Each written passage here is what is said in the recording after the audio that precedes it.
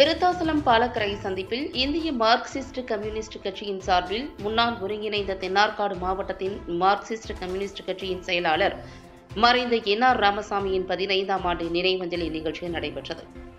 கடலூர் மாவட்டம் விருத்தாசலம் பாலக்கரை சந்திப்பில் ஒன்றுபட்ட தென்னார்காடு மாவட்டத்தின் செயலாளர், விவசாய சங்கத்தின் மாவட்ட செயலாளர், குத்தகை விவசாயிகளின் உரிமைக்காகவும், வார விவசாயிகளின் உரிமைக்காகவும், தஞ்சை விவசாயிகளின் உரிமைக்காகவும் போராடி 2 ஆண்டுகள் சிறை சென்ற முழுநேர உழைப்பாளி, மக்களின் உரிமைக்காக தொடர்ந்து போராடிய முதுபெரும் தலைவர் தோழர் என். ராமசாமி அவர்களின் நினைவஞ்சலி நிகழ்ச்சி மார்க்சிஸ்ட் கம்யூனிஸ்ட் கட்சி நகர செயலாளர் என்.ஆர். சங்கரையா தலைமையில் நடைபெற்றது. நிகழ்ச்சியில் அவரது திருவுருவப் படத்திற்கு மாலை அணிவித்து மலர் தூவி புகழஞ்சலி செலுத்தினர்.